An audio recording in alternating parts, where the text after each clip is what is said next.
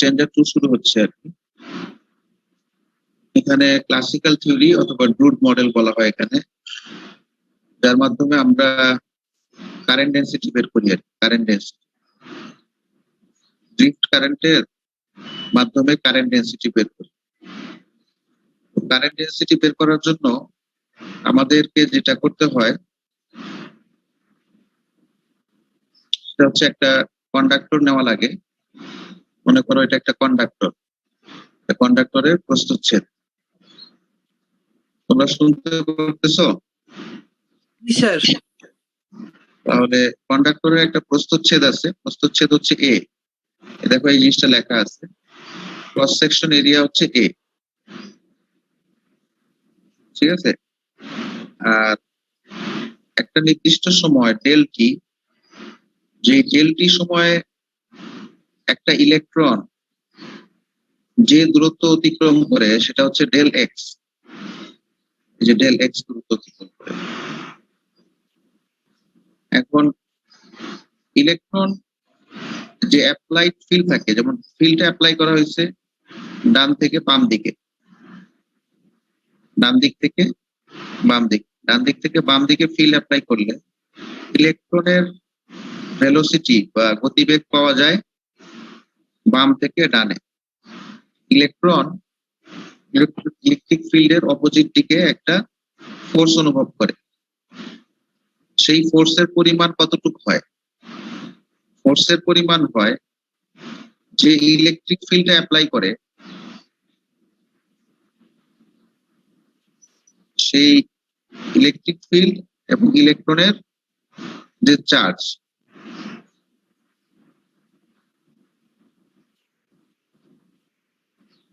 Electric field এবং ইলেকট্রনের charge, এই দুটা গুণ করলে আমরা ফোর্সটা পাই। বুঝতে পারছো? এটা আমাদের দরকার, ফোর্সের এক্সপ্রেশনটা দরকার হবে আমাদের।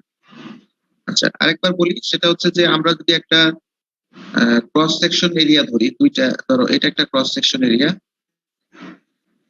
এখানে টাইম মনে করো t1 টাইম, এটা একটা ক্রস সেকশন এরিয়া t2 টাইমে এটা। তাহলে ইলেকট্রন মনে করো t1 টাইম, মনে করো, এটা জাস্ট বোঝার জন্য বলতেছি, এরকম টাইম তো হয় না, মনে করো এটা সকাল 9টা, আর এটা মনে করো সকাল 10টা, t2 টাইম। এটা বোঝার জন্য বলতেছি যে এটা হচ্ছে 9টা, সকাল 9টা, এটা সকাল 10টা, t2। তাহলে t1 টাইমে সকাল 9টায় কোন একটা ইলেকট্রন যদি, আচ্ছা এই পজিশনটার নাম দিলাম x1,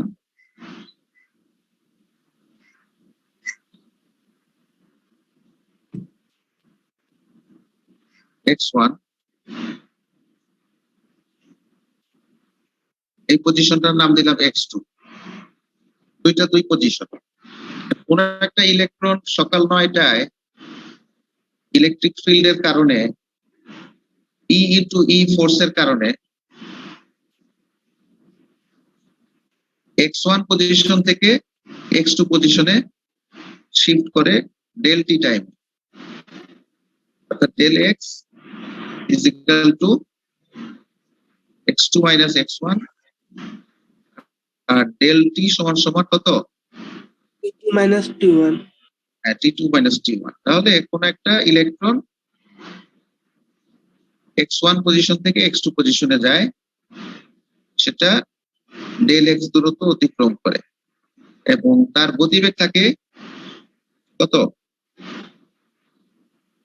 vdx, vdx একটা নির্দিষ্ট গতিতে সে যায়। তাহলে আমরা বলতে পারি, আমরা সরণের সূত্র জানি, সরণের সূত্র কি? b by t, হ্যাঁ vt স্যার, সরি। হ্যাঁ vt।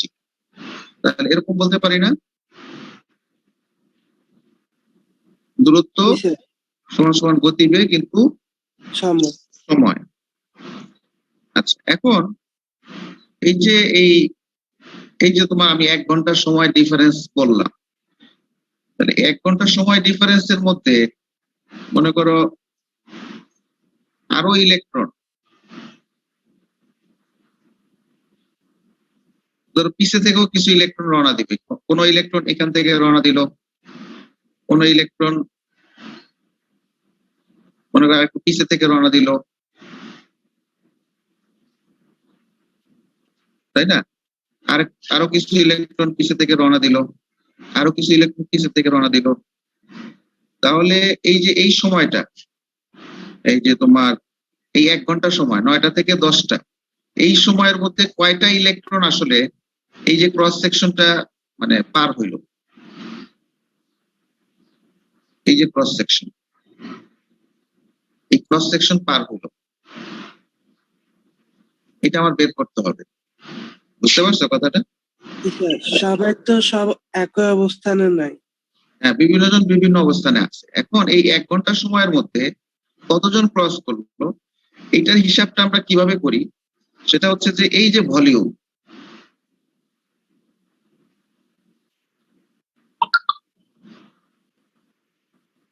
এই যে এতটুকু ভলিউম আছে না, এই যে এরিয়াকে যদি আমি দূরত্ব দিয়ে গুণ করি, অর্থাৎ ভলিউম মানে হচ্ছে আয়তন পাওয়া যাবে স্যার। ডেল এক্স ইন্টু এ। এখানে কিছু অ্যাজাম্পশন করা হয়। এই যে ভলিউম আছে না, এই যে ভলিউম, এই ভলিউমের মধ্যে যতগুলো ইলেকট্রন আছে এতটুকু ভলিউমের মধ্যে আমরা ধরে নিই যে এই পরিমাণ ইলেকট্রন ক্রস করছে এই ভলিউমের মধ্যে, যতগুলো ইলেকট্রন আছে। বুঝতে পারছো? যতগুলো অ্যাটম আছে অথবা ইলেকট্রন আছে, অ্যাটমের কনসেন্ট্রেশন আর ইলেকট্রনের কনসেন্ট্রেশন এখানে একই ধরা হয়, কারণ একটা অ্যাটম থেকে মনে করে নিই আমরা একটা ইলেকট্রন আসছে, একটা অ্যাটম থেকে একটা ইলেকট্রন রিলিজ করছে, এবং অ্যাটমিক কনসেন্ট্রেশন থেকে আমরা আসলে বের করি অ্যাটমিক কনসেন্ট্রেশন। অ্যাটমিক কনসেন্ট্রেশন কি জিনিস? অ্যাটমিক কনসেন্ট্রেশন হচ্ছে এন।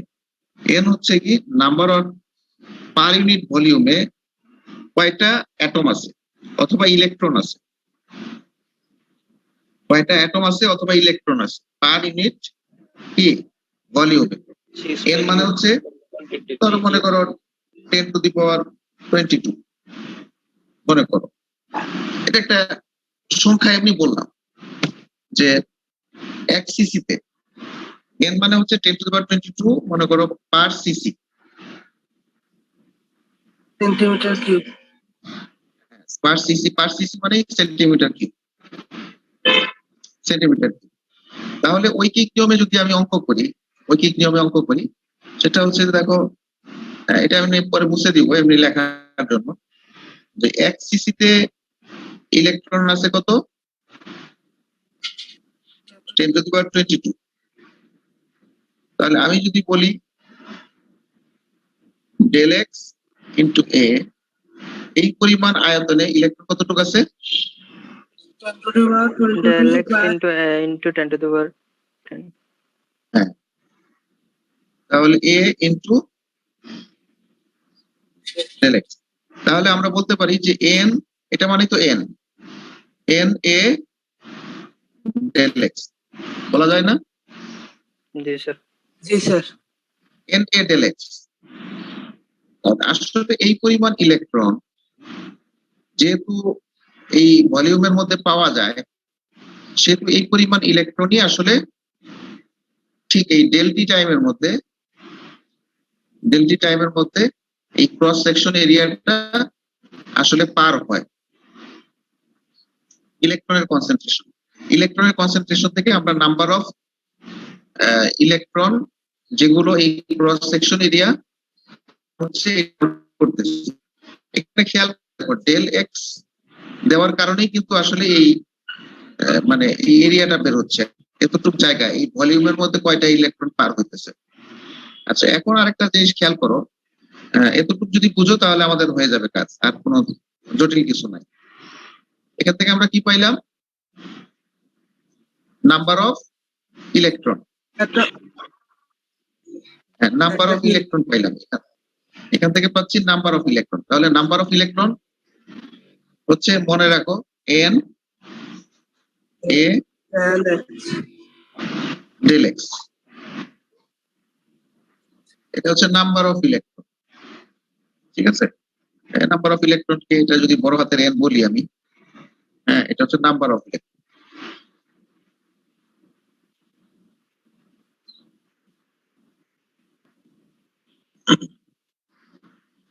এটাকে এভাবে বলা যায় যে মানে এই পরিমাণ ইলেকট্রন এই ক্রস সেকশন এরিয়াটা পার হয়েছে ডেল এক্স টাইম।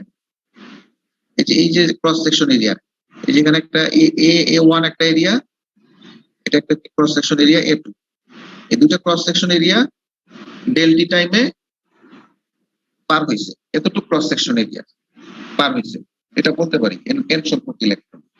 এখন আমরা জানি যে কারেন্টের যে সূত্র মনে আছে কিনা, যে পরিমাণ charge Q divided by T, এটা হচ্ছে কারেন্ট ডেনসিটির সূত্র। কারেন্টের সূত্র equal to IT. J equal to I divided by A। তাহলে কিউ ডিভাইডেড বাই টি এটা হচ্ছে আসলে কি আই এর সূত্র, এতটুকু কি আই। কারেন্ট ডেনসিটি মানে হচ্ছে এটার সাথে এরিয়া ভাগ আকারে থাকে এরিয়া, ঠিক আছে না? জি স্যার। এখন এই সূত্রের মধ্যে আমাকে কি বসাইতে হবে, কিউ চার্জের পরিমাণ এটা বসাইতে হবে,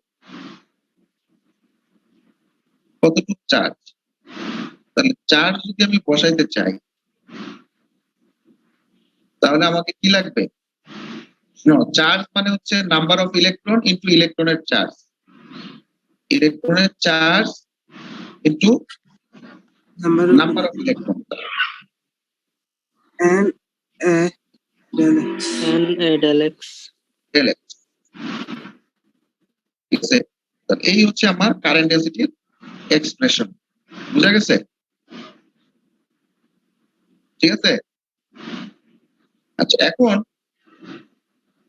ডেল এক্স ইজিক্যাল টু আমরা জানি, এই যে এখানে লিখছিলাম আর লেখার দরকার নাই, ভিডিএক্স ইন্টু ডেল টি। তাহলে আমি যদি এটা মুছে দেই,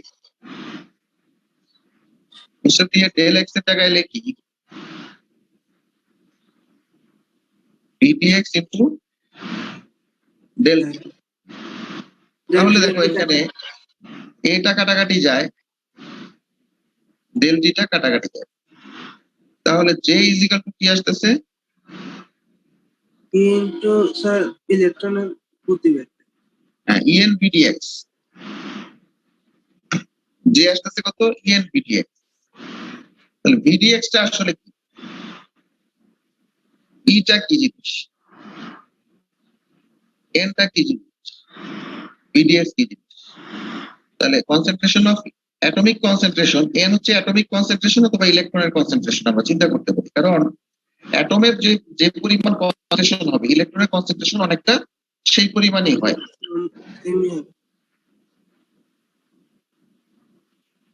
আর ই হচ্ছে ইলেকট্রনের চার্জ, ভিডিএক্স হচ্ছে কি ইলেকট্রনের এভারেজ ভেলোসিটি। ভিডিএক্স টা কি গতিবেগ, average God velocity, beg, sir. হ্যাঁ গড় বেগ। কারণ কি জানো, কারণ এক একটা ইলেকট্রন বিভিন্ন গতিতে যাচ্ছে, কারণ এখানে অ্যাটম আছে, মাঝখানে অ্যাটম আছে। এখন দেখা যায় যে মনে করো এটা যদি ইলেকট্রন হয়, ইলেকট্রন একবার এখানে বাড়ি খাচ্ছে, বাড়ি খায় আবার এখানে যাচ্ছে, আবার এদিকে আসতে পারে, আবার এদিকে যাচ্ছে পারে, কিন্তু একটা নির্দিষ্ট দিকে, এই দিকে তার যে গতিবেগ এটা কিন্তু ফিক্স না, এই জন্য এভারেজ গতিবেগ নিতে হয় আমাদের। অন অ্যান এভারেজ যে গতিবেগটা সেটা কনসিডার করা হয়। এই কারণে ভিডিএক্স ইজিক্যাল টু, আবার এই যে নিচে লেখা আছে সেটা হচ্ছে ভিডিএক্স সমান 1/n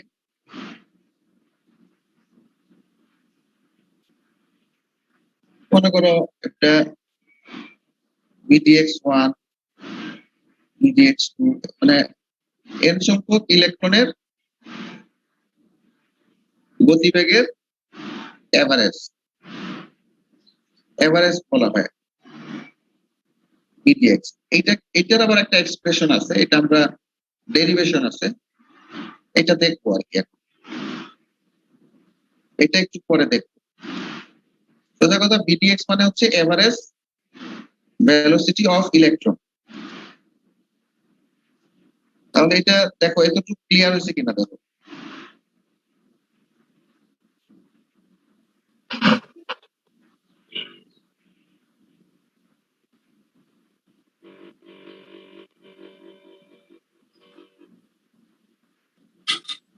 একটা জিনিস একটু মানে কনফিউশন হতে পারে তোমার, একটা জিনিস কনফিউশন হতে পারে, সেটা হচ্ছে যে এই সংখ্যাটা, এটা আমার মনে হয় আর কি, মানে এই যে এন সংখ্যাটা, এটা কিভাবে পাইলাম, তাই না? এখান থেকে এটা ইলেকট্রনের সংখ্যা। এটার জন্য আরেকটু বলি যে ধরো আমরা সকাল 9টার সময় চিন্তা করছি, সকাল 9টায় একটা ইলেকট্রন কোথায় আছে, মনে করো এই জায়গায় আছে, ঠিক আছে? সকাল 9টায় 10টার মধ্যে ক্রস করতে হবে। আমি 9টা থেকে 10টা 1 ঘন্টার মধ্যে ক্যালকুলেশন করতেছি। তাহলে ঠিক 9টার সময় এখানে আছে, আরেকটা ইলেকট্রন এখানে আছে, আরেকটা ইলেকট্রন এখানে আছে, আরেকটা এখানে আছে, আরেকটা এখানে, আরেকটা এখানে, আরেকটা এখানে, আরেকটা এখানে, আরেকটা এখানে, আরেকটা এখানে। তাহলে এগুলোও তো ক্রস করে যাবে, ক্রস করে যাবে না? জি স্যার। অর্থাৎ এতটুকু ভলিউমের মধ্যে যতগুলো ইলেকট্রন আছে সবগুলোই ক্রস করে যাবে না? জি স্যার। আমরা সর্বশেষ যেটা ক্রস করবে সেটা হচ্ছে যে এই পজিশনে x1 পজিশনে যেটা আছে, একটা থাকুক বা দুইটা থাকুক বা তিনটা থাকুক, x1 পজিশনে যেটা আছে এটাও ক্রস করে যাবে বলে আমরা ধরে নিলাম। কিন্তু এর আগে যা আছে সেগুলো তো ক্রস করবেই। ও জি স্যার, আমরা হিসাবটা লাস্ট থেকে করতেছি। হ্যাঁ, আমরা সব লাস্টটা নিয়ে চিন্তা করলাম। তাহলে একটু ভলিউমের মধ্যে যতগুলো ইলেকট্রন আছে, এতটুকু ভলিউমের মধ্যে, হ্যালো, শোনা যাচ্ছে? জি স্যার। জি স্যার শোনা যাচ্ছে। হ্যাঁ, এতটুকু ভলিউমের মধ্যে যতগুলো ইলেকট্রন আছে সবগুলোই আসলে ডেলটি টাইমে ক্রস করে যাবে। ডেলটি টাইমে এই দূরত্বটা ক্রস করে যাবে, এই ক্রস সেকশন এরিয়া ক্রস করে যাবে। এটা আমাদের একটা অ্যাজাম্পশন আর কি।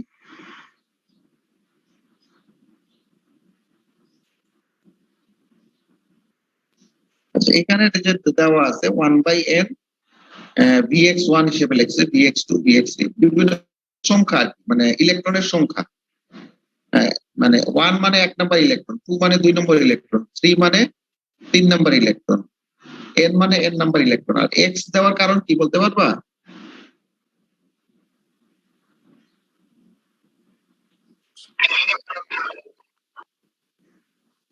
না, bdx কেন লিখলো আর এখানে x টা কেন লিখলো? এক একটা ইলেকট্রনের গতি। না, হয় নাই। এটা স্যার এটা বেসিক্যালি এক একটা ইলেকট্রনের অবস্থান স্যার। স্যার এক্স ডিরেকশন বোঝাচ্ছে এটা। হ্যাঁ, এটা হচ্ছে এক্স ডিরেকশনে একটা, আসলে তো 3 ডাইমেনশনাল এরিয়া, তাই না? একটা 3D এরিয়া যদি চিন্তা করি, ইলেকট্রন তো এই দিকেও আসতেছে, ওই দিকেও যাইতেছে, আবার এই দিকেও যাচ্ছে, তাই না? বিভিন্ন দিকে যাচ্ছে না? এটা এক্স ডিরেকশনেও কিন্তু গতি আছে, আবার ওয়াই ডিরেকশনেও যদি গতি চিন্তা করি থাকতে পারে, জেড ডিরেকশনেও গতি চিন্তা করি থাকতে পারে।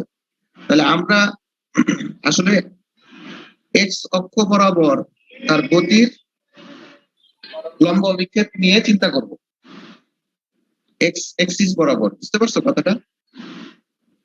আমি যদি 2 ডাইমেনশনে চিন্তা করি, এক্স ওয়াই, 2 ডাইমেনশনে চিন্তা করো, কোন একটা ইলেকট্রন, মনে করো এটা t1 টাইম আর একটা t2 টাইম, t1 টাইমে এখানে ছিল, t2 টাইমে সে এখানে গেছে। তাহলে এক্স এক্সিস বরাবর কত দূরত্ব অতিক্রম করবে? সেটা হচ্ছে এই এক্স এক্সিস বরাবর আমরা লম্ব অভিক্ষেপ নিব, এই দূরত্বটা সে অতিক্রম করবে আসলে। বুঝতে পারছো কথাটা? স্যার আমরা এক্স এক্সিস বরাবর দূরত্ব নিচ্ছি, ওয়াই এক্সিস বরাবর দূরত্ব নিচ্ছি না। ওয়াই এক্সিস বরাবরও সে কিন্তু একটা দূরত্ব অতিক্রম করে, সেটা হচ্ছে এইটা, কিন্তু সেটা কনসিডার করতেছি না। বা অ্যাকচুয়াল দূরত্ব সে হয়তোবা এতটুকু অতিক্রম করছে। মনে করো সে 10 কিলোমিটার গেছে, এখানে 6, এখানে 4, কিন্তু আমি ধরবো 6 কিলোমিটার গেছে। বুঝতে পারছো কথাটা? জি স্যার। মনে করো এটা চিটাগাং আর এটা হচ্ছে ঢাকা, এটা 250 কিলোমিটার। এখন আমি একটা লোক যদি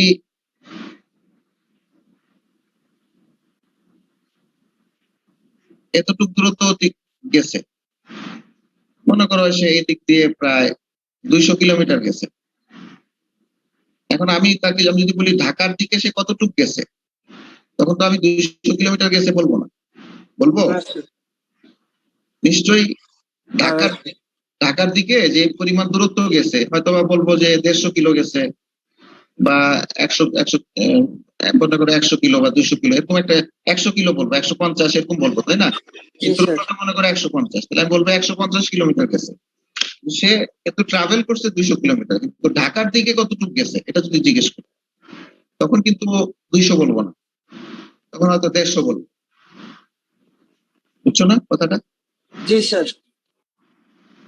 একইভাবে আমরা আসলে এক্স এক্সিস বরাবর তার গতিবেগটা কনসিডার করতেছি।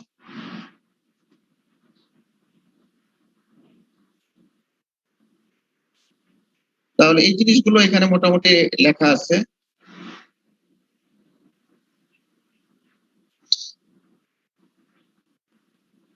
এখন যেহেতু গতিবেগটা টাইমের একটা ফাংশন, সেহেতু আমরা এইভাবেও লিখতে পারি কারেন্ট ডেনসিটিও টাইমের ফাংশন, ইএন ভিডিএক্স সাথে টি এর ফাংশন হিসেবে আমরা লিখছি, এখানে দেখাইছি। এখন দেখো এই জায়গাটায় এটা ড্রিফট ভেলোসিটির একটা প্রকৃতি দেখাইছে, আসলে ইলেকট্রন গুলো কিভাবে মুভ করে। যখন কোনো ইলেকট্রিক ফিল্ড অ্যাপ্লাই করা হয় না, তখন ইলেকট্রন গুলো কিন্তু বিভিন্ন দিকে মুভ করে, এবং এলোমেলো ভাবে মুভ করতে হবে। সবগুলো ইলেকট্রনের একসাথে কোনো গতিবেগ পাওয়া যায় না কোনো একটা নির্দিষ্ট দিকে। মানে সবগুলো গতিবেগ যদি আমি যোগ করি তাহলে 0 হয়। কিন্তু যদি একটা ইলেকট্রিক ফিল্ড অ্যাপ্লাই করি এবং নর্মাল টেম্পারেচারে, যে কোনো নর্মাল টেম্পারেচারে, ধরো যদি অ্যাবসলিউট 0 টেম্পারেচার তো আমাদের থাকে না, তাই না? না স্যার। যে কোনো টেম্পারেচারেই কিন্তু অ্যাটম গুলো কিন্তু ভাইব্রেট করে তার অ্যাক্সিসের সাপেক্ষে। একটা ভাইব্রেশন আছে, অ্যাটমিক ভাইব্রেশন আছে। এটাকে স্প্রিং এর সাথে আমরা কল্পনা করি। অ্যাটম তার পজিশনে থেকে কি করে, ভাইব্রেট করে। এই যে ভাইব্রেট করতে থাকে অ্যাটম, ভাইব্রেশন থাকে। এই ভাইব্রেশন গুলো বিভিন্ন দিকে থাকে, কোনোটাই দিকে, কোনোটাই দিকে, কোনোটাই দিকে।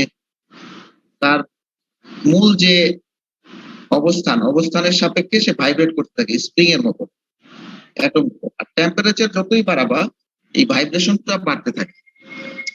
এই ভাইব্রেশন যদি বাড়ে, ভাইব্রেশন বাড়ার সাথে ইলেকট্রনের স্ক্যাটারিং বাড়ে। স্ক্যাটারিং মানে ইলেকট্রন একটা অ্যাটমের সাথে বাড়ি খাওয়া, এটাকে বলা হয় স্ক্যাটারিং ইভেন্ট।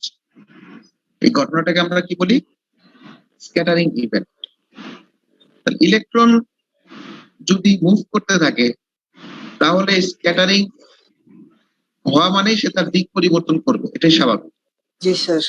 বাড়ি খাওয়ার সাথে অন্যদিকে অবস্থান করবে। হ্যাঁ, এখন দেখো একটা ইলেকট্রন যখন ইলেকট্রিক ফিল্ড অ্যাপ্লাই করব তখন একটা প্রজেকশন তৈরি হয়, সে কিন্তু সরল রেখা যায় না। এমনি সময় কি হয়, ইলেকট্রন একটা সরল রেখায় ট্রাভেল করে। মনে করো এখান থেকে এখানে যায়, এখান থেকে এখানে। দেখো এখানে একটা বাড়ি খাইছে, কিভাবে বাড়ি খাইলো এখানে বলো তো দেখি। স্যার উপরে যে অ্যাটমটা আছে সেটা স্যার মুভমেন্ট করার সময় স্যার। হ্যাঁ, ভেরি গুড, ভেরি গুড। এইটা এখানে এসে একটা বাড়ি খাইছে, দেখো খেয়াল করো, নিচে এই স্যার। নিচেরটার সাথে এটা এখানে গিয়ে একটা বাড়ি খাইছে, ধরো আবার এদিকে আসছে, এদিকে আসছে, এদিকে আসছে। এটা ইলেকট্রনের একটা গতি দেখাইছে। যে কোনো দিকে গতি থাকতে পারে, নরমাল কন্ডিশন, ভাইব্রেটিং অ্যাটমের সাথে। দিক পরিবর্তন হয়ে যাচ্ছে না?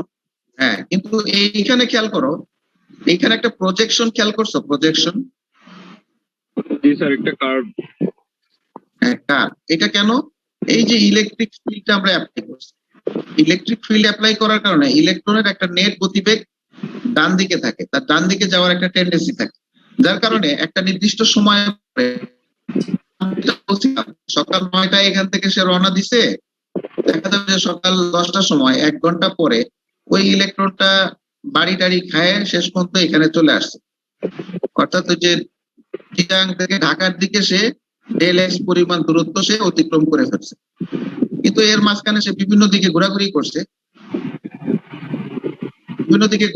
করছে, কিন্তু ঢাকার দিকে তার স্মরণ হয়েছে কতটুকু, ডেল এক্স। বুঝতে পারছো কথাটা? জি স্যার। Yes, sir. বিশেষ এইভাবে আমাদের এভারেজ একটা গতিবেগ নির্ণয় করতে হয়, এভারেজ গতিবেগ।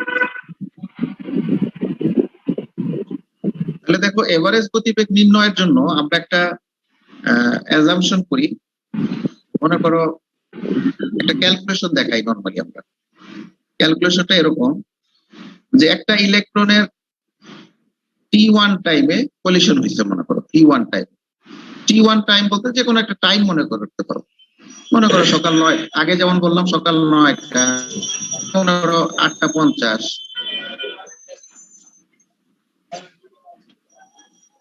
না এটা মনে করো যে সকাল 9:20, এটা ধরে নিলাম যে 8:30 সকালে সে বাড়ি খাইছে। বাড়ি খাওয়ার পরে এরপরে সে একটা নির্দিষ্ট গতিতে, আমরা একটা নির্দিষ্ট গতি চিন্তা করলাম, এক্স এক্সিস বরাবর তার একটা গতি। যখন বাড়ি খাইছিল x1 ইলেকট্রনের ক্ষেত্রে, সে যখন বাড়ি খাইছিল তখন তার গতি ছিল ux1। বুঝতে পারছো?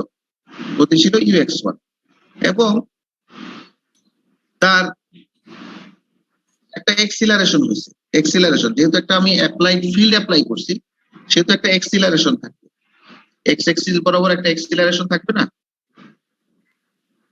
থাকবে কিনা? জি স্যার। থাকবে। স্যার এটা কি একটা আলাদা আলাদা অ্যাটমের টাইম দেখাইছেন স্যার? এক্সিলারেশনটা সেমই হবে সবগুলোর ক্ষেত্রে, সব ইলেকট্রনের ক্ষেত্রে এক্সিলারেশনটা সেম হবে। যে 9টা 9:20 8:40 এটা কি তিনটা আলাদা আলাদা অ্যাটমের দেখাইছেন নাকি সেম অ্যাটমের বিভিন্ন টাইম? বিভিন্ন ইলেকট্রন, এটা একটা ইলেকট্রন, এটা ইলেকট্রন 1, এটা ইলেকট্রন 2, ইলেকট্রন 3, একই অ্যাটমের সাথে কেন, বিভিন্ন অ্যাটমের সাথে। এবং এখানে ধরো টি টাইমে কোন একটা নির্দিষ্ট টাইম, মনে করো এটা আমি ধরলাম 10টা, এটা মনে করো 10টা, এটা মনে করো 10টা। তো সকাল 10টার সময় আমি ক্যালকুলেশন শুরু করলাম। সকাল 10টায় ক্যালকুলেশন করে দেখলাম যে ইলেকট্রন 1 এর গতিবেগ হচ্ছে vx1, ইলেকট্রন 2 এর গতিবেগ হচ্ছে vx2, ইলেকট্রন 3 এর গতিবেগ হচ্ছে vx3 এবং এগুলার আদি বেগ ছিল ux2 ux3, এদের আদি বেগ ছিল এরকম। বুঝতে পারছো কথাটা? এখন আমি যদি সূত্র বসাই যে vx1 is equal to ux1 plus a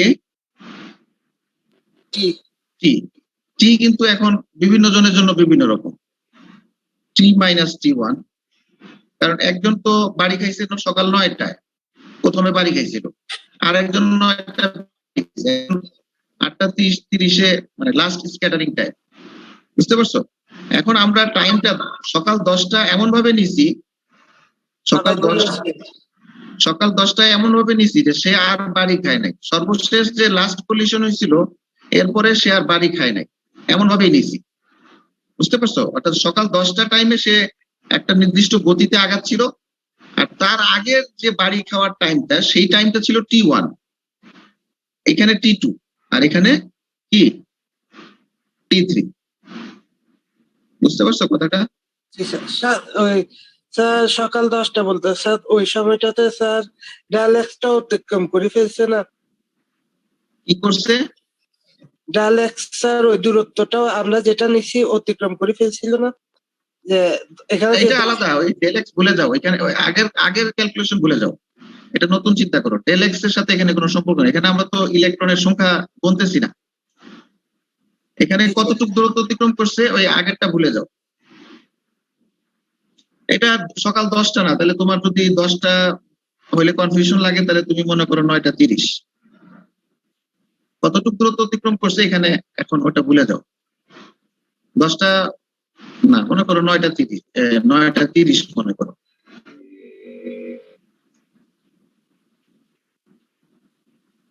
আগেরটার সাথে এটার সম্পর্ক নাই, আমরা একটা ডেরিভেশন করতেছি। তাহলে প্রথমটার জন্য এটা, দ্বিতীয়টার জন্য আমরা কি লিখতে পারি? vx2 সমান ux2, 2 plus এখানে কি লিখবো বলো তো? at t minus t2. e minus t2। খেয়াল করো, প্রত্যেকটার জন্যই কিন্তু আমি 9:30টায় ক্যালকুলেট করতেছি, মানে ধরতেছি, কিন্তু সর্বশেষ যে কলিশন হয়েছিল সেটা তো আর এক হবে না, বিভিন্ন ইলেকট্রনের ক্ষেত্রে বিভিন্ন রকমই হবে, তাই না? এটাই স্বাভাবিক। কোনোটা t1 টাইমে লাস্ট বাড়ি গেছিল, কোনোটা t2 সময়, কোনোটা t3 সময়। তাহলে আমরা লিখবো vx3 is equal to ux3 plus a t minus কত? t3. The t3. t3। খেয়াল করো, এরকম একটা ঘটনা কিন্তু ঘটতেছে, তাই না? তাহলে এখানে লেখার আর জায়গা নাই, আমরা একটু নিচে দেখি।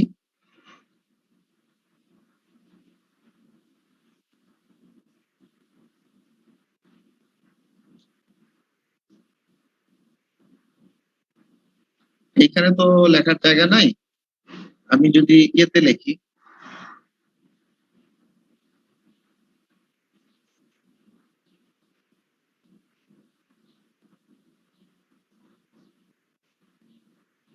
তাহলে আমরা বলছিলাম যে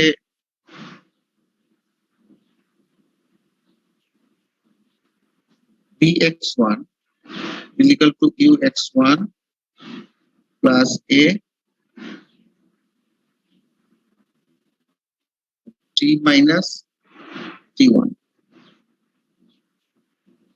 dx হবে না, এখানে dx 2 ux2 plus a t minus t2। এরকম করে vx n যদি চিন্তা করি, n সংখ্যক, তাহলে ux n plus a t minus tn, তাই তো? এখন আমি ওই যে আগের সূত্রটা যদি চিন্তা করি, যে vdx সমান 1/n vx1 plus vx2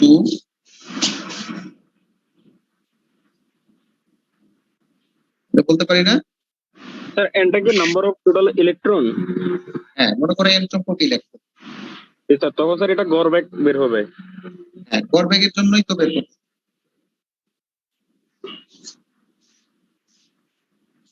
কোন জায়গায় -1/n? এটা মাইনাস ছিল না, এটা এটা ভাগ তো হওয়ার প্রশ্নটা না, মাইনাস কেন হবে? মাইনাস হবে কেন? 1/n আর কি। ওই জিনিসটা স্যার বামের দিকে সরে গেছিল তো মাইনাস। হ্যাঁ, বুঝতে পারছি, হ্যাঁ বুঝছি, ইয়েটা সামনে বোঝা যায় তো, সেজন্য ও ভাবছে মাইনাস। বুঝতে পারছি। হ্যাঁ, vdx is equal to 1/n, মানে যা শুধু সংখ্যা দিয়ে আমি গড় করতেছি, গড় বেগ। তাহলে খেয়াল করে দেখো, এখানে আমি যদি 1/n দিই, আচ্ছা এখন এটাকে আমি লিখতে পারি, এই সবগুলো যদি যোগ করি, তাহলে কি প্রথমে এই অংশগুলো আমি যোগ করতে পারি।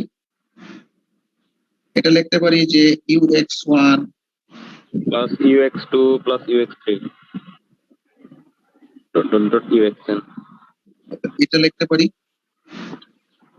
আচ্ছা এখন দেখো, এটা কিন্তু কমন নেওয়া যায় ইচ্ছা করে। কমন নেওয়া যায়, জি স্যার। এটা যদি কমন নেই, তাহলে আমি বলতে পারি t minus t1 t minus t2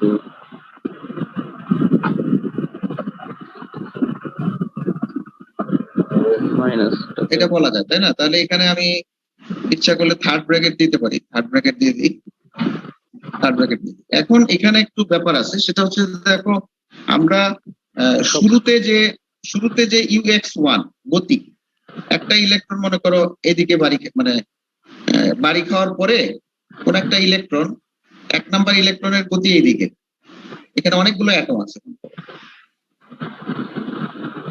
অসংখ্য অ্যাটম আছে, তাহলে কোন একটা ইলেকট্রন এইভাবে বাড়ি খাইছে, তার গতিটা এইদিকে, মানে ইনিশিয়াল গতিটা এইদিকে, একটা প্রজেকশন কিন্তু আছে, আমরা দেখাইছিলাম না যে প্রজেকশন আছে একটা, মনে করো আরেকটা ইলেকট্রন এইদিকে বাড়ি খাইছে, বাড়ি খাওয়ার পরে সে এইভাবে ঘুরে যাচ্ছে, তাই না? আমরা বলছিলাম যে একটা প্রজেকশন আছে ফিল্ডের কারণে, তাই না?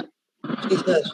ফিল্ডের কারণে প্রজেকশন থাকলেও শুরুতে যে ইউ এর গতিটা কিন্তু একটা নির্দিষ্ট দিকে, ইউ যেটা মানে একদম ইনিশিয়াল পজিশনে, তারপরে তো গতি চেঞ্জ হচ্ছে, তাই না?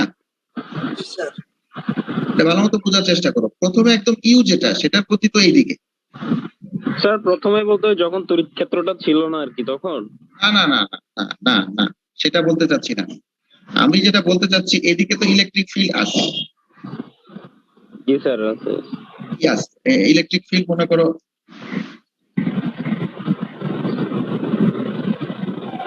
ইলেকট্রিক ফিল্ড কি, এখন দেখো মানে শুরুতে এই মুহূর্তে জাস্ট যে সময়টা সে বাড়ি খায়, সেই সময় তো গতি বেগটা একটা নির্দিষ্ট দিকে থাকবে, তাই না? দিক থাকবে না, তার একটা মান থাকবে, একটা দিক থাকবে। জি স্যার সেই বুঝতে পারছি এখন।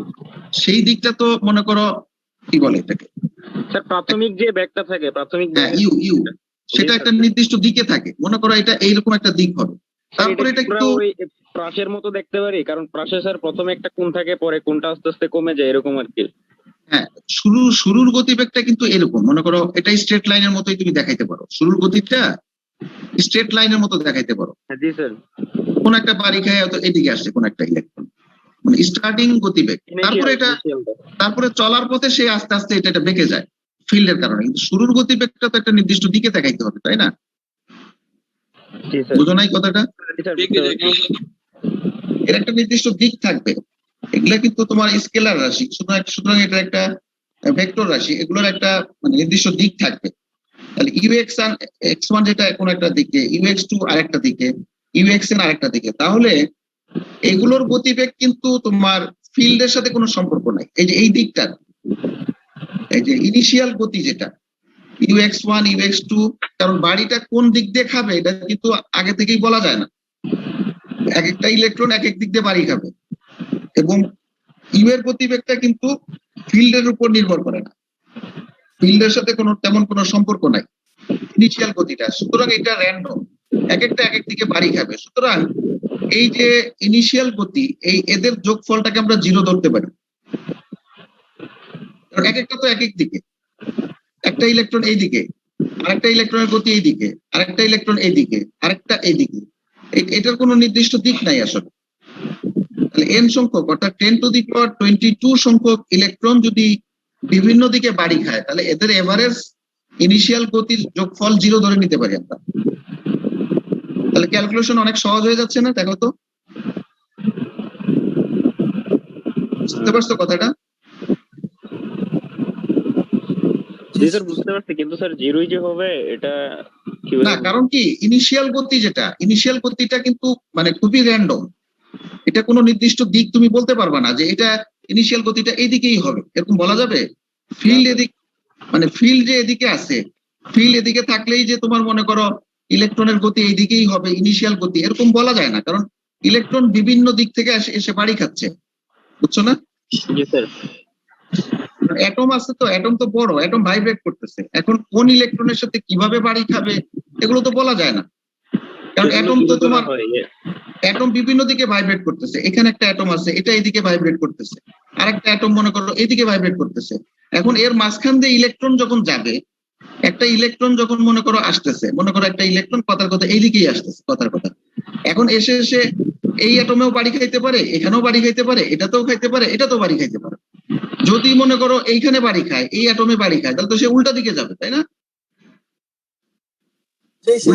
উল্টা দিকে যাবে।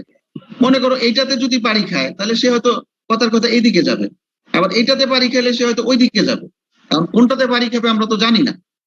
এই জন্য যেহেতু অনেকগুলো ইলেকট্রন, অনেকগুলো অ্যাটম এবং অনেকগুলো ইলেকট্রন, অ্যাটমের সংখ্যা 10⁻22, এবং ইলেকট্রনের সংখ্যা হচ্ছে 10^22, হিউজ নাম্বার। এবং আসলে র্যান্ডম, যেহেতু এটা র্যান্ডম সেহেতু আমরা বলতে পারি যে যেহেতু র্যান্ডম মানে ধরে নিতে পারি যে আসলে অন অ্যান এভারেজ মানে কোনো নেট ভেলোসিটি আমরা পাবো না, ইনিশিয়াল গতি যেটা। মনে করো কোনোটা এইদিকে কোনোটা এইদিকে, তাহলে এক্স এক্সিস বরাবর তার গতি আসলে কত ধরবো? 0। জিরোই ধরতে হবে। মানে এক্স এক্সিস বরাবর যদি চিন্তা করি তাহলে আমরা মনে করতে পারি যে অর্ধেকের গতি এইদিকে, অর্ধেকের গতি এইদিকে। এইদিকে তো বেশি ধরার কোনো কারণ নাই, কোন দিকে আমি বেশি ধরবো? বেশি তো ধরতে পারবো না, পার্সিয়ালিটি করার তো উপায় নাই। এভারেজ 0 ধরে নিলেই তো ভালো।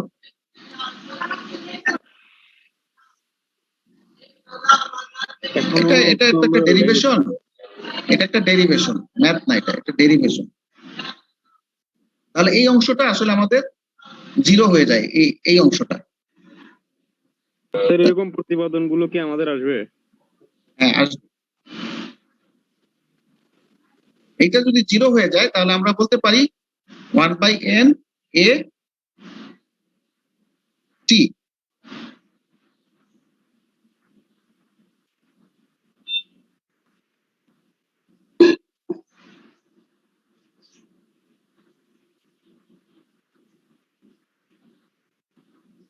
আচ্ছা, এটা t-tn লিখে ফেললেই হয়, এখানে মাঝখানে আরো অনেক কিছু আছে।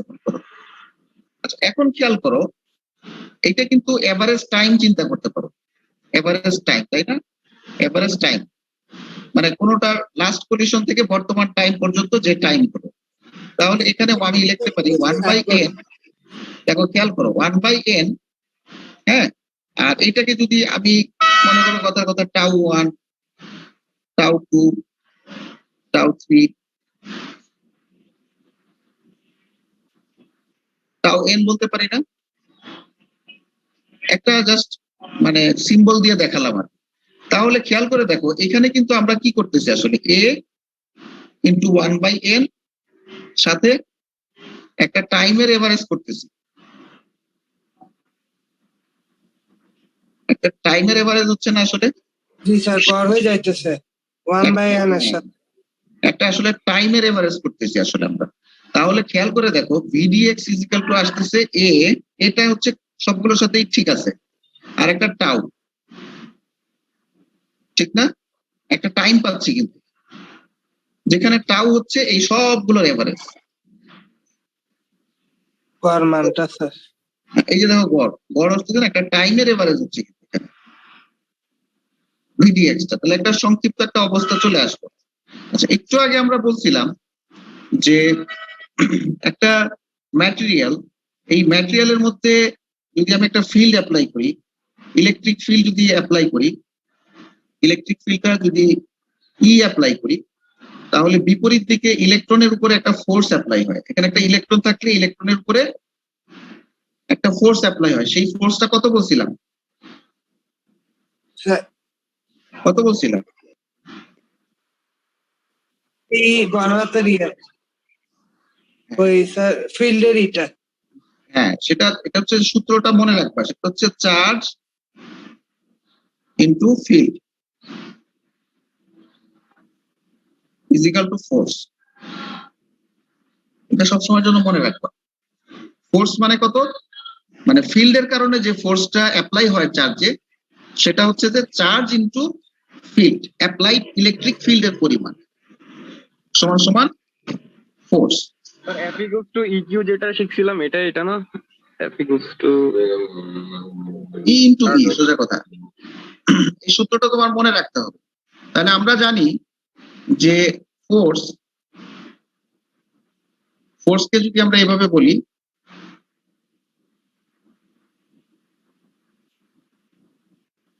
ফোর্স ইজ ইকুয়াল টু ই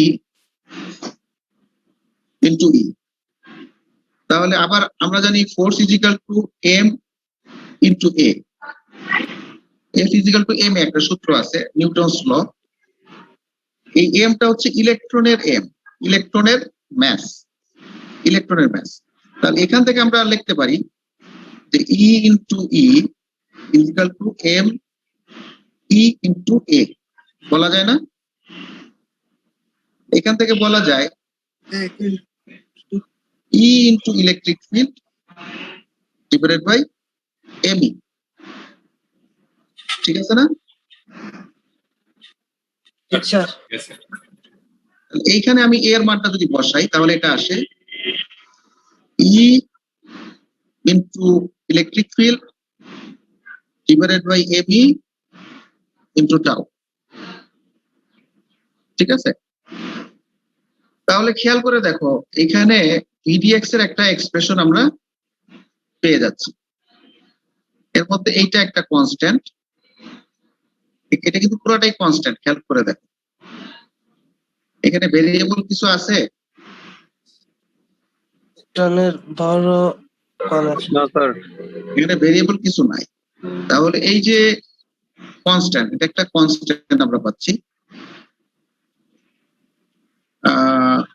এটা এটা একটা কনস্ট্যান্ট, আবার এইভাবেও না, এটা কনস্ট্যান্ট, কিন্তু এই কনস্ট্যান্ট আমরা কাজে লাগাচ্ছি না। আমরা যেটা করতেছি v dx is equal to E into tau. আচ্ছা, এটা রাখি, এটা আমরা ঠিক আছে, আপাতত এটা রাখি। তাহলে আমরা এর আগে কিন্তু ওই যে তোমার কি দেখছিলাম মনে আছে? আমরা কি বের করছিলাম এর আগে, একটু আগে কি বের করছিলাম বলো তো? বিডিএক্স একটু আগে কি বের কারেন্ট ডেনসিটি বের করছি, কারেন্ট ডেনসিটি বের করছিলাম মনে আছে একটু আগে? জি স্যার মনে আছে স্যার। এই যে দেখো J is equal to E N v dx. তাহলে এইখানে এই মানটা আমরা বসাতে পারি।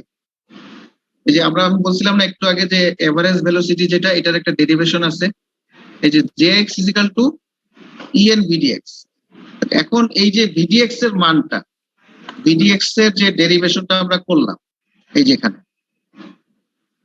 এই যে ভিডিএক্স এর এই যে ডেরিভেশনটা আমরা এতক্ষণ করলাম, এই ডেরিভেশন থেকে আমরা কি পেলাম? এই যে এটা, বুঝতে পারছো? এইটা আমরা এখন বসাবো। আর এইখানে মোবিলিটি একটা ফ্যাক্টর আছে, এই যে এখানে দেখাই, আবার দেখাই, এই যে দেখো।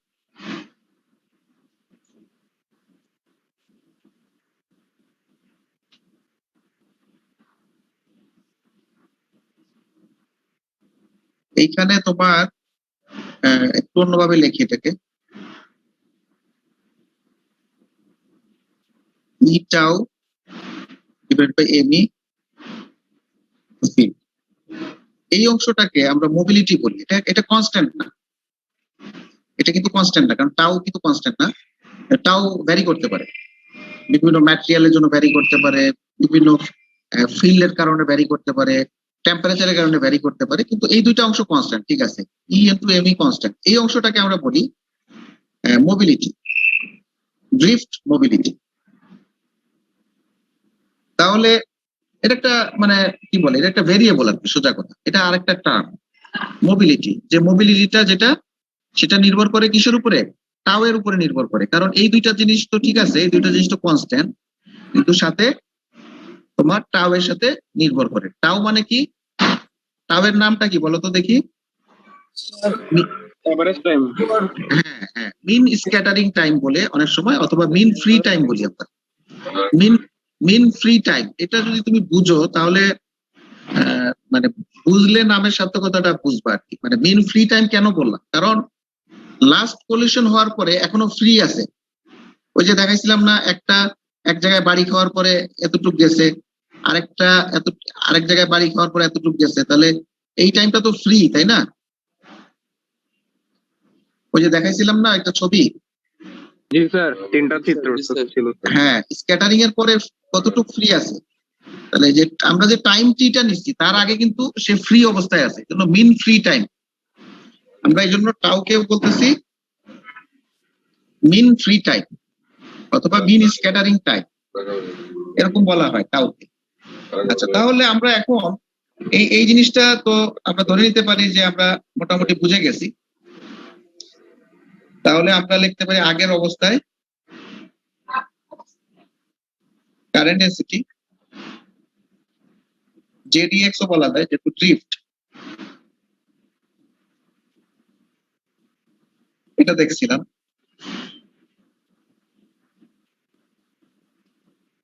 VDX is equal to দেখলাম যে mu d into field E লিখতে পারো অথবা EX লিখলেও সমস্যা নাই। যেখানে মোবিলিটি সমান সমান কি বললাম,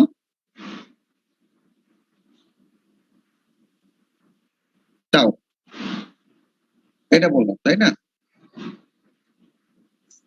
এখান থেকে আমরা বলতে পারি এটা চাই ইকুয়েশন 1 2, তাহলে এখানে Jx এর ডেরিভেশনে আমরা বলতে পারি E into n into কি হবে বলো তো দেখি?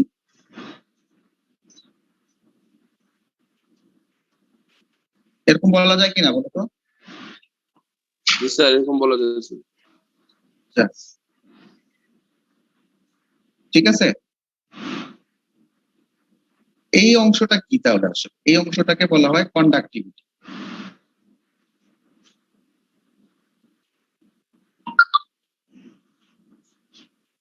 তাহলে কন্ডাক্টিভিটি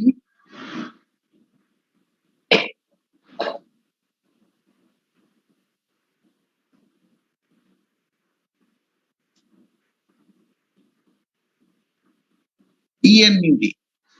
আরেকটা টার্ম আছে সেটাকে আমরা বলি resistivity.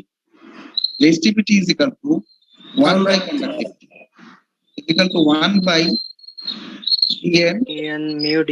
mu d is equal to resistivity।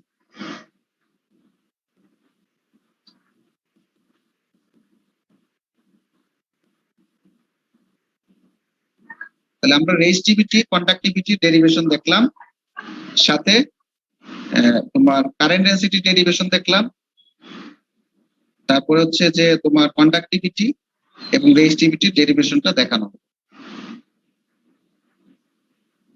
ঠিক আছে। আরেকটা জিনিস খেয়াল করো, এখানে মোবিলিটি একটা টার্ম আছে তাই না? মোবিলিটি, মোবিলিটি বলতে কি বোঝায়? মোবিলিটি বলতে যে কন্ডাক্টিভিটি একটা বললেন না স্যার, ওটা কিন্তু এই যে কন্ডাক্টিভিটি, তো এই অংশটা কন্ডাক্টিভিটি। দেখো কন্ডাক্টিভিটি বা কন্ডাক্টিভিটিটা কিন্তু মোবিলিটির সাথে সমানুপাতিক তাই না? কন্ডাক্টিভিটি মোবিলিটির সমানুপাতিক। আচ্ছা, এখন খেয়াল করে দেখো এখানে একটা জিনিস আমি বোঝানোর চেষ্টা করতেছি, সেটা হচ্ছে যে মানে টেম্পারেচারের সাথে আসলে ঘটনাটা কি ঘটে। টেম্পারেচার যদি আমি চেঞ্জ করি তাহলে মোবিলিটি বাড়বে না কমবে? একটু চিন্তা করো তো দেখি। স্যার বুঝি না স্যার, টেম্পারেচার যদি বাড়ানো হয় ইফ ইউ ইনক্রিজ বাড়বে স্যার, মোবিলিটি বাড়বে। বাড়বে স্যার মোবিলিটি।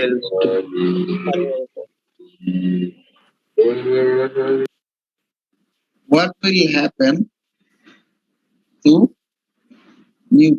কি হবে? বাড়বে স্যার। কেন বাড়বে বলো তো দেখি একটু। স্যার টেম্পারেচার বাড়লে স্যার কোনগুলো না আগারে শুরু করবে, পজিশন বাড়বে স্যার, সেজন্য স্যার এটা ফিরে দেবে স্যার। পলিউশন বাড়বে। স্যার টেম্পারেচার বাড়লে স্যার ওদের মধ্যে ধাক্কাটা বেড়ে যাবে, তখন স্যার ওই যে এভারেজ টাইমটা ওটা তো স্যার বেড়ে যাবে, সেজন্য স্যার। ঠিক আছে, কিন্তু এভারেজ টাইম তো আমার মনে হয় কমতেছে। স্যার মানে ধাক্কা যেহেতু বেশি খাচ্ছে স্যার, ওরা পুনরায় একই জায়গাতে বারবার আসতেছে, বা স্যার ওই সংঘর্ষটা খুব বেশি হচ্ছে, এই জন্য স্যার ওই পাস করতেছে খুব কম মানে একটা জায়গা থেকে আরেকটা জায়গায় মুভ করতেছে খুব মানে খুব ধীরে অতিক্রম করতেছে, সেই জন্য।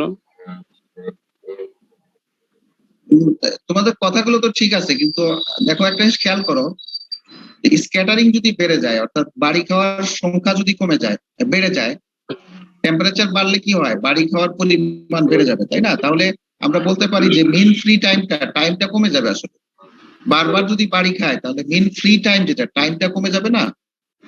জি স্যার, মিন ফ্রি টাইমটা তো কমে যাবে স্যার। যাবে টাউ 1 টাউ 2 এগুলো সবগুলোই আস্তে আস্তে কমে যাবে। এই সবগুলো যদি কমে যায় তাহলে টাউটাও কমে যাবে, আসলে টাউটা রিডিউস হয়। আর টাউটা রিডিউস হওয়ার মানেই হচ্ছে মোবিলিটি কমে যাবে। তার মানে মোবিলিটি হচ্ছে এমন একটা জিনিস, সে বাড়ি না খেয়ে ফ্রি ঘুরে বেড়ানো, এটাকে বলা হয় মোবিলিটি। যত বেশি মোবাইল তত বেশি সে কম বাড়ি খাচ্ছে। মিন ফ্রি টাইম কমে যাচ্ছে, মানে টেম্পারেচার বাড়লে মিন ফ্রি টাইম কমে যাচ্ছে, মানে হচ্ছে যে সে যে ফ্রিলি ঘুরে বেড়ায় সেই টাইমটা কমে যাচ্ছে, মানে সে বারবার বাড়ি খাচ্ছে। কথাটা মিলতেছে এখন? হ্যাঁ স্যার, এখন বুঝতে পারছি। স্যার এটা তো মনে হয় স্যার কন্ডাক্টরের বেলায়, স্যার সেমিকন্ডাক্টরের বেলায় তো বুঝতে পারছি, তোমার কথা ঠিক আছে। এটা বিভিন্ন জায়গায় বিভিন্ন রকম হবে ঘটনাটা, তবে মেটালের ক্ষেত্রে এরকম। আবার এটা বিভিন্ন আরো অনেক ইফেক্ট আছে, আর এখানে আপাতত সিম্পল ওয়েতে আমরা এটা ব্যাখ্যা করতে পারি। স্যার এই জন্য কি স্যার মেটালকে নেগেটিভ টেম্পারেচার 2% আর সেমিকন্ডাক্টরকে পজিটিভ টেম্পারেচার 2% বলে? এখানে আরো অনেক ফ্যাক্টর আছে, মানে সেমিকন্ডাক্টরে তো তোমার অন্য ইফেক্ট আছে, এখানে এখানে আবার আরো ব্যাপার আছে। কারণ হচ্ছে যে রেজিস্টিভিটি আপাতত আমরা টেম্পারেচার কনসিডার করতেছি, অন্য আরো ফ্যাক্টর গুলোকে কনসিডার করতেছি না। রেজিস্টিভিটির মধ্যে টেম্পারেচার ফ্যাক্টর আছে, আবার ইমপিউরিটি একটা ফ্যাক্টর আছে, বুঝতে পারছো? রেজিস্টিভিটির দুইটা টার্ম থাকে, এটা আমরা একটু পরে দেখাবো। রেজিস্টিভিটির একটা হচ্ছে টেম্পারেচারের পার্ট, আর একটা হচ্ছে রেসিডুয়াল রেজিস্টিভিটি। রেসিডুয়াল রেজিস্টিভিটি মধ্যে অনেক কিছু আসতে পারে, মনে করো ইম্পিউরিটি অ্যাটমের ফ্যাক্টর আসতে পারে, বা আরো অন্যান্য ফ্যাক্টর, এক্সটার্নাল অনেক ফ্যাক্টর আসতে পারে। আমরা আপাতত চিন্তা করতেছি যে শুধু টেম্পারেচার তোমার রেজিস্টিভিটিটাকে ইফেক্ট করতেছে, আপাতত এটা চিন্তা করতেছি, বুঝতে পারছো? একটু সিম্পল ওয়েতে চিন্তা করতেছি। মেটালের ক্ষেত্রে এটাই চিন্তা করতেছি, কারণ মেটালের ক্ষেত্রে তোমার ডোপিং তো অত বড় ইফেক্ট করে না, তাই না মেটালের ক্ষেত্রে? কিন্তু সেমিকন্ডাক্টর ম্যাটেরিয়ালের ক্ষেত্রে কিন্তু তোমার কি বলে এটাকে, ডোপিং একটা বড় ফ্যাক্টর। যদি সেমিকন্ডাক্টর ম্যাটেরিয়াল হয় তখন ডোপিং এর একটা ইফেক্ট কিন্তু বড় ইফেক্ট হয়ে যায়। এখন টেম্পারেচারের ইফেক্টটা বেশি হবে নাকি ডোপিং এর ইফেক্টটা বেশি হবে, এই দুটোর মধ্যে একটা মানে টানাপোড়া চলে। তো এটা ডিপেন্ড করে ডোপিং কনসেন্ট্রেশনের উপরে, সেমিকন্ডাক্টরের ম্যাটেরিয়ালের প্রকৃতির উপরে। আমরা আপাতত সেমিকন্ডাক্টর নিয়ে পড়াশোনা করতেছি না, আমরা এখন মেটাল নিয়ে আসি। তো এখন এটাই চিন্তা করতে হবে তোমার মোবিলিটির তাহলে কি হচ্ছে, টেম্পারেচারের সাথে কি করতেছে মোবিলিটি? হ্যাঁ, মোবিলিটির সাথে টেম্পারেচারের একটা ইফেক্ট আছে, এবং আমরা দেখতেছি যে টেম্পারেচার যদি বাড়াই তাহলে মোবিলিটি একটু কমে যাচ্ছে, তাই না? এটা স্বাভাবিকভাবে, সব ক্ষেত্রেই তাই হবে এটা বলা যাবে না। এটা ইন সিম্পল ভাবে মেটালের ক্ষেত্রে যদি আমরা টেম্পারেচারের ইফেক্টটাকে কনসিডার করি তাহলে এটা আমরা বলতে পারি। হ্যাঁ, ব্যস্তানুপাতি। এই কোশ্চেনটা মাঝে মধ্যে আসে, একটা শর্ট কোশ্চেন আসে। তখন কি স্যার এইসব ডেরিভেটিভ গুলা দিয়ে আমাদেরকে দেখাতে হবে? ব্যাখ্যা করতে পারো তুমি যেভাবে পছন্দ করো, তোমার পছন্দটা আমার পছন্দ হয়ে গেলে মার্ক ভালো পাবা। Relation between current density and electric field finding দেখলাম মোটামুটি। What is the significance of drift mobility? এটার সিগনিফিকেন্সটা অলরেডি বললাম, এটা বলা হয়ে গেছে। আচ্ছা, মোবিলিটির সাথে কিন্তু তোমার কন্ডাক্টিভিটির একটা সম্পর্ক আছে, তাই না? টেম্পারেচারের সাথে মোবিলিটির সম্পর্ক আছে, আবার মোবিলিটির সাথে কন্ডাক্টিভিটির সম্পর্ক আছে, জি ঠিক স্যার। না? জি স্যার, সমানুপাতিক। হ্যাঁ, তাহলে এখানে একটা ব্যাপার আছে, সেটা হচ্ছে এখানে একটা কথা লেখছে, সেটা হচ্ছে যে এই যে কন্ডাক্টিভিটি যেটা, হ্যাঁ কন্ডাক্টিভিটি, এটা শুধুমাত্র যে মোবিলিটি এটার উপর নির্ভর করে না, এটা এন এর সাথেও নির্ভর করে। Free electron, number of free electron. কোনো কোনো ক্ষেত্রে টেম্পারেচার বাড়াইলে, তুমি যখন টেম্পারেচার ইনক্রিজ করতে যে সাধারণভাবে মোবিলিটি কমে যাচ্ছে, তাহলে মোবিলিটি কমে যাওয়ার কারণে আমার কাছে মনে হচ্ছে যে কি কন্ডাক্টিভিটিটা কমে যাচ্ছে, তাই তো? হ্যাঁ স্যার। হ্যাঁ, কিন্তু আবার অন্য ইফেক্টও হইতে পারে। যেমন টেম্পারেচার আমি বাড়ালাম, টেম্পারেচার বাড়ানোর কারণে তোমার ওই যে number of free electron N, এটাও কিন্তু বেড়ে যায়, অনেক বেড়ে যায়। কোনো কোনো ক্ষেত্রে এরকম হতে পারে ফ্যাক্টর। তাহলে এন যদি অনেক বেড়ে যায় তখন সেই ক্ষেত্রে কিন্তু তোমার কন্ডাক্টিভিটিটা বাড়বে। তাহলে এইটা কন্ডাক্টিভিটি আসলে বাড়বে না কমবে, এটা শুধু মোবিলিটি দিয়ে বলা সম্ভব না। শুধু মোবিলিটি দিয়ে বলা সম্ভব না, কারণ এন হচ্ছে বাড়তেছে আর মোবিলিটি হচ্ছে কমতেছে। সুতরাং এটা দুইটার উপর নির্ভর করে। অ্যান্সারটা এরকম ভাবে দিতে হবে। আমি যদি বলি যে কোন একটা মেটালের ক্ষেত্রে বা ম্যাটেরিয়ালের ক্ষেত্রে যদি আমি টেম্পারেচার বাড়াই, তাহলে কি কন্ডাক্টিভিটির কি অবস্থা হবে? স্যার বাড়তেও পারে কমতেও পারে।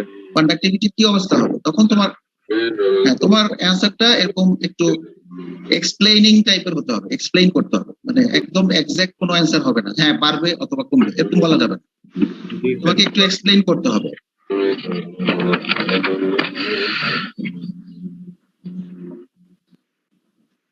A large drift mobility does not necessarily imply high conductivity. মানে মোবিলিটি যে অনেক বেশি হাই হয়ে গেল, এটার দ্বারাই যে হাই কন্ডাক্টিভিটি এটা বোঝা যায় না, কারণ হচ্ছে কন্ডাক্টিভিটি এন এর সাথেও নির্ভর করে। মোবিলিটি চেঞ্জ হওয়ার মূলত কারণ যেটা দেখা যায় সেটা হচ্ছে যে তোমার মানে টেম্পারেচার, মানে যদি পিওর মেটাল হয়, আমরা এখন পিওর মেটাল নিয়ে কাজ করতেছি, বুঝতে পারছো? আপাতত আলোচনা করতেছি কি নিয়ে? Pure metal.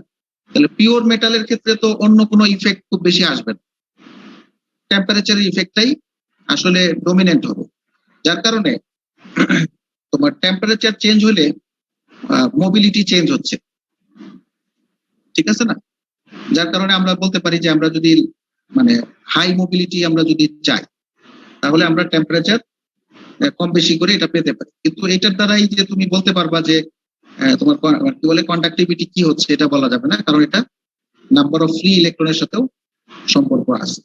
আচ্ছা, electron drift mobility in metals, এখানে একটা অঙ্ক আছে। এই অঙ্কটা আমার মনে হয় তোমরা পারবা আর কি, ঠিক আছে?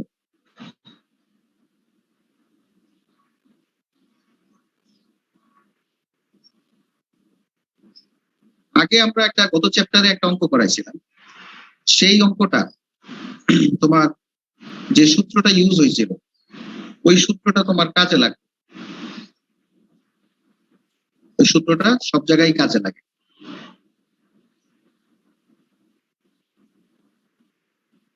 এই যে এই সূত্রটা আমরা দেখছিলাম,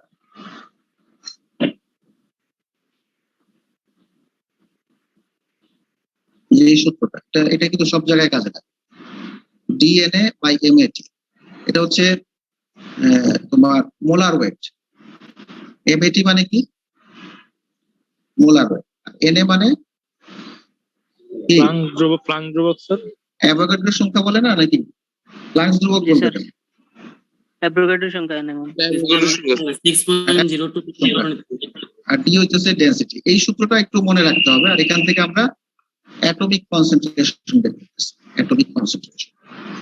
তাহলে আমার ধরো এটা যদি দেওয়া থাকে, এটা যদি দেওয়া থাকে, আর এটা যদি আমি জানি, কপারের ক্ষেত্রে যেমন তোমার মোলার ওয়েট হচ্ছে এটা আমার জানা আছে কপারের ক্ষেত্রে, আর ডিটা মনে করো দেওয়া আছে, তাহলে সেখান থেকে আমি এন এ তো একটা কনস্ট্যান্ট, তাহলে এখান থেকে এন বের করতে পারি, ঠিক আছে না?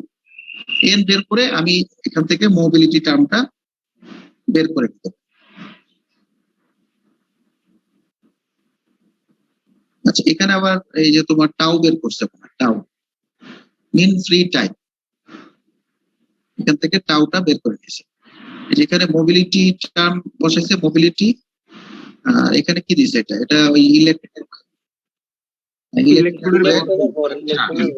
এখান থেকে টাউটা বের করে নিয়েছে। তাহলে মিন speed, the mean speed u of conduction electron is about এত, so that the path l, এখানে আবার মিন ফ্রি পাথ বের করছে, মানে যেহেতু টাইম জানা আছে, ইউ জানা আছে, টাইম আর ইউ যদি জানা থাকে, সেখান থেকে আমি মিন ফ্রি পাথ মানে কতটুক আসলে সে মানে ফ্রিলি চলে, আর মানে এটা বুঝতে পারতেছো কিনা ব্যাপার?